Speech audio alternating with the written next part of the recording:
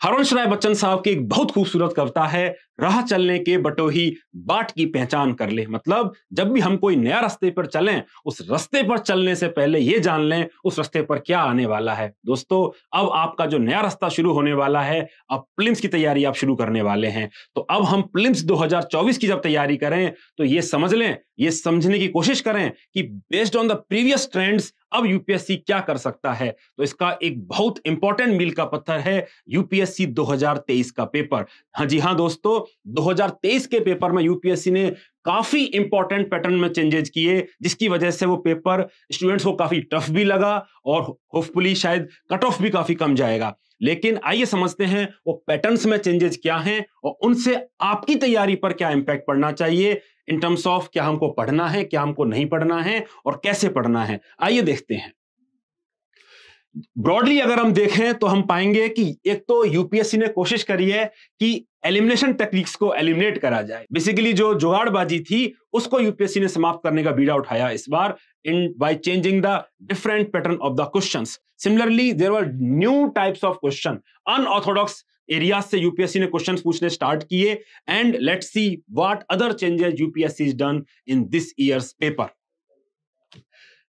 देखें दोस्तों, अगर हम पास्ट ईयर का पेपर देखें, पास्ट ईयर के क्वेश्चंस देखें तो हम पाएंगे कि अर्लियर अगर हम एक भी स्टेटमेंट को कई बार एलिमिनेट करते थे तो उससे हमारा आंसर आ जाता था। जैसे कि हम इस क्वेश्चंस को देखते हैं कि with reference to Indian economy demand pull inflation can be caused increased by which of the following. ठीक है, तो इनमें से किस पार्ट से डिमांड पुल इन्फ्लेशन में आपका जो इन्फ्लेशन है वो बढ़ सकता है।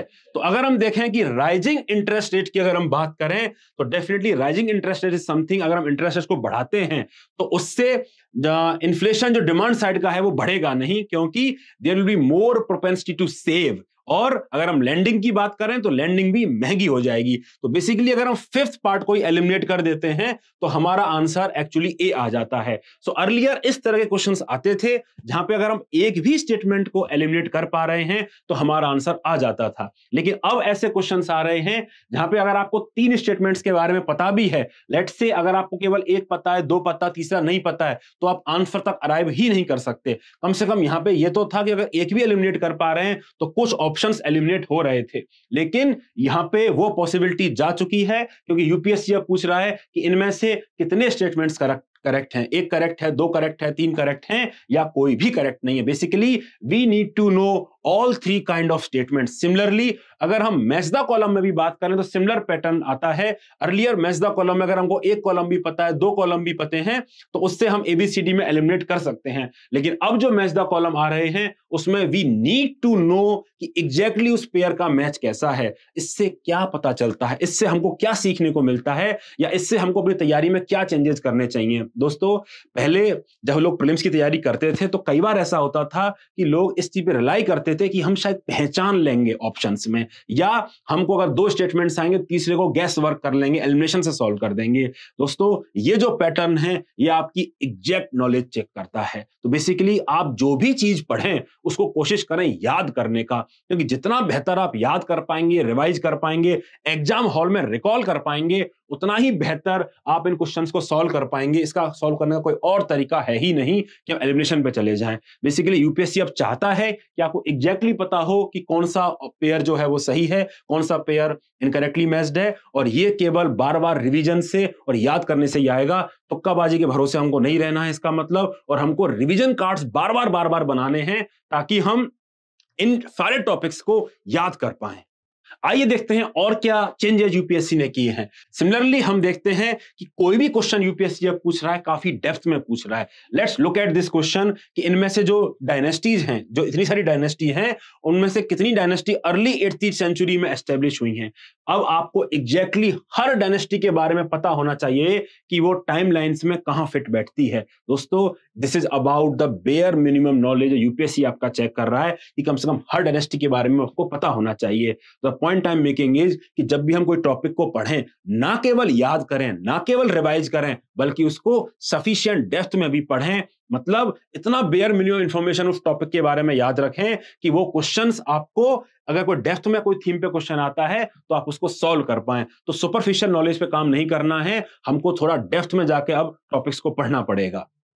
अनदर इंपॉर्टेंट चेंज इज कि कुछ नए टाइप के थीम्स अब इमर्ज हो रहे हैं, कुछ नए टाइप से क्वेश्चन अब इमर्ज हो रहे हैं। ठीक है, हम देखते हैं कि इस साल यूपीएससी ने होम गार्ड्स पर क्वेश्चन पूछा, इसके पहले यूपीएससी ने प्रिजन कैसे मैनेज होते हैं उस पर क्वेश्चन पूछा स्टेट गवर्नमेंट के ऊपर। वैसे ही क्रिमिनल जस्टिस सिस्टम में यूपीएससी ने क्वेश्चन पूछा कि फरलॉ और पैरोल में क्या अंतर है, जुडिशियल कस्टडी कैसे डिफरेंट है पुलिस कस्टडी से। तो बेसिकली हम देखते हैं कि new themes are emerging. Earlier criminal justice system पे उतना फोकस नहीं था, बट अब different elements of criminal justice system, be police, jail, UPSC अब क्वेश्चंस पूछ रहा है। और ना केवल ये न्यू थीम्स इमर्ज हो रही हैं, बल्कि ये सारी जो इंपॉर्टेंट थीम्स हैं ये हम आए दिन न्यूज़पेपर में देखते रहते हैं। तो दोस्तों, थोड़ा न्यूज़पेपर जब हम पढ़ रहे हैं, करंट अफेयर जब हम पढ़ रहे हैं, तो हम ऐसी चीजों को पिक करने की आदत डालें जो बार बार हमारी आंखों के सामने से जा रही हैं, और वो आपका सबसे बड़ा हथियार साबित होंगे जब आप प्रीलिम्स का पेपर देखने जाएंगे। तो प्रीलिम्स के पेपर के लिए करंट अफेयर जब पढ़ रहे हैं तो केवल रट्टाफिकेशन के पर्सपेक्टिव ना पढ़ें, इस पर्सपेक्टिव से भी पढ़ें कि क्या न्यू थीम्स इमर्ज हो सकती हैं,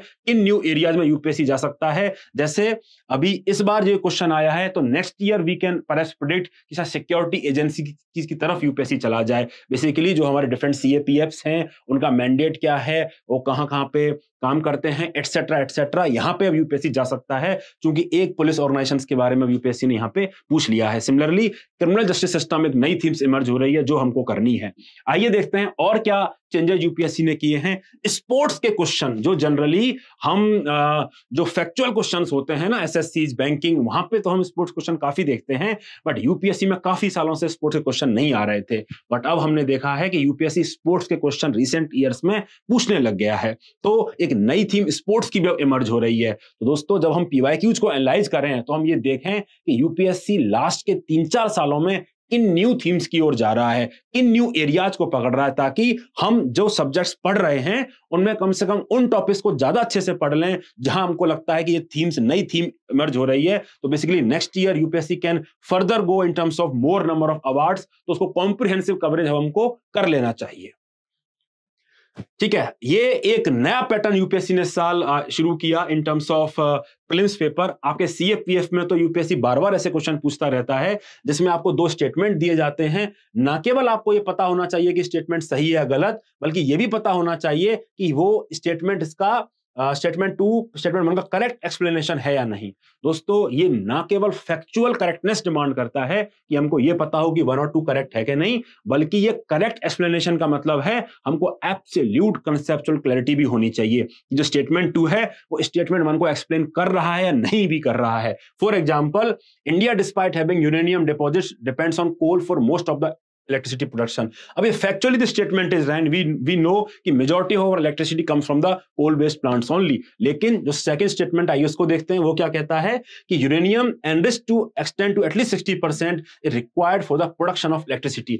अब यहाँ पे इस statement की factual अगर हम बात करें तो फैक्चुअल नेचर में ही चेंजेस हैं। बेसिकली ये फैक्चुअली काफी गलत है, क्योंकि अगर हम देखेंगे कि 60% के एनरिचमेंट की अगर हम बात होती है तो बेसिकली हम वेपन ग्रेड यूरेनियम के पास पहुंच जा रहे हैं, जो करंट अफेयर्स में काफी न्यूज में रहता है। अगर हम करंट अफेयर्स की बात करें तो ये काफी ज्यादा न्यूज में रहा था कि अगर इतना एनरिच्ड अगर यूरेनियम है तो वेपन ग्रेड के लिए उसका इस्तेमाल हो रहा है। ठीक है, तो यहां पे तो हमने क्वेश्चन सॉल्व कर लिया ये जान के कि स्टेटमेंट 2 अपने आप में गलत है और हमारा आंसर आ जाता है। लेकिन अगर हम यहां पे देखते हैं तो पाते हैं, आइए देखते हैं वो 2 स्टेटमेंट्स क्या हैं। स्टेटमेंट 1 कह रहा है कि रिसेंटली सारे सेंट्रल बैंक्स ने अपनी इंटरेस्ट रेट को हाइक कर दिया है, दैट इज स्टेटमेंट 1।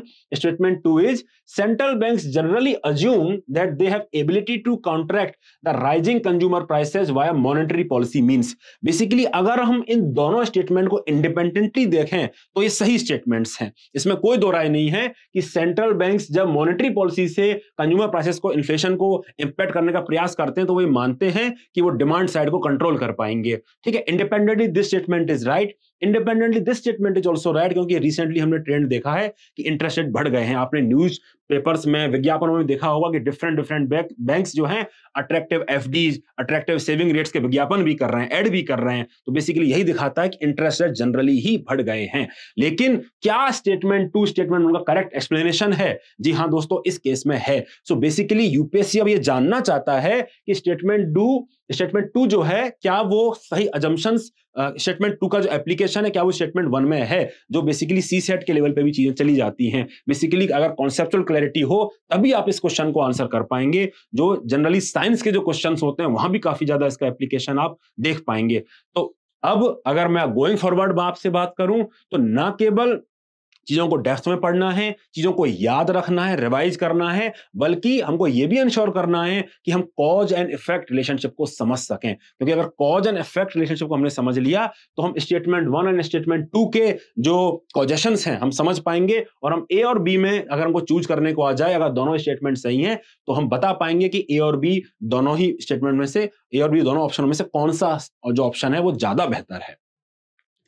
तो दोस्तों अब तक हमने बात करी कि क्या क्या चेंजेस आए। ओवरऑल ये चेंजेस इसलिए ज्यादा खतरनाक लगे और शुड से डिफिकल्ट लगे तो यूपीएससी ने नंबर ऑफ क्वेश्चंस ऐसे न्यू पैटर्न पर काफी ज्यादा बढ़ा दिए। Majority of the paper were on these lines only. अगर हम बात करें only 1 pair correct, only 2 pair correct, चाहे इस तरह क्वेश्चंस की बात करें, या स्टेटमेंट 1 स्टेटमेंट 2 स्टेटमेंट 2 स्टेटमेंट 1 का सही एक्सप्लेनेशन है कि नहीं, इस तरह क्वेश्चंस की बात करें। And because of this new changes, क्योंकि एस्पिरेंट्स जनरली पुराने टाइप्स की प्रैक्टिस जो प्रीलिम्स टेस्ट सीरीज है उसको प्रैक्टिस कर रहे थे, और उसकी वजह से ये नए चेंजेस हैं उनमें वो उतना अडॉप्ट नहीं कर पाए and they found it difficult. तो आगे चल के हमको क्या करना है वो हम बता चुके हैं in terms of content coverage, in terms of revision, in terms of conceptual clarity. लेकिन क्या रहा उतनी डिफिकल्ट है जितनी लग रही है। मैं आपसे दोस्तों ये कहूंगा कि देखो जो है सो है ना, जो पैटर्न चेंज हो रहा है सो हो रहा है। अब हम खुद को कैसे बेहतर प्रिपेयर कर सकते हैं, ये एक अच्छे एस्पिरेंट्स की निशानी होती है। तो हम क्या कर सकते हैं, हम उन थीम्स को आइडेंटिफाई करना सीखें। जैसे हम देखते हैं कि 2023 में यूपीएससी ने क्वेश्चन पूछा जो different evolution of constitutional development acts हैं इंडिया के, उनके बारे में। और ये थीम ना केवल 2023 में पूछी गई है बल्कि 2021 में और 2022 में भी पूछी गई है। The point I am making is, अगर constitutional evolution of our country is so important तो हम इस थीम को अच्छे से याद ही क्यों नहीं कर लेते। क्यों ना हम ये इंश्योर करें कि इस तरह के क्वेश्चन जब भी आए, किसी भी पैटर्न में आए, ओनली 1 पेयर करेक्ट में आए, ओनली 2 पेयर करेक्ट में आए, किसी भी पैटर्न में क्वेश्चन आए और हम इनको सही कर दें। सिमिलरली हम देखते हैं कि बुद्धिज्म और जैनिज्म जो है बहुत इंपॉर्टेंट थीम हर साल यूपीएससी की रही है। तो क्यों ना हम इन थीम्स को इतना ज्यादा प्रिपेयर कर लें कि यूपीएससी चाहे उनको ओनली 1 पेयर करेक्ट में पूछे, ओनली 2 पेयर करेक्ट में पूछे, या मैच द कॉलम में पूछे, कैसे भी पूछ ले हम उसको आंसर कर दें, क्योंकि हमें उसका आंसर पता है, वो कंटेंट हमने बहुत डेप्थ में पढ़ा है, बहुत बार रिवाइज किया है और अल्टीमेटली हमको वो याद हो गया है। सिमिलरली हमने देखा है कि पॉलिटी में भी यूपीएससी डिफरेंट इंपॉर्टेंट टर्म्स के कॉन्सेप्ट्स के पीछे आपसे काफी क्वेश्चन पूछती है।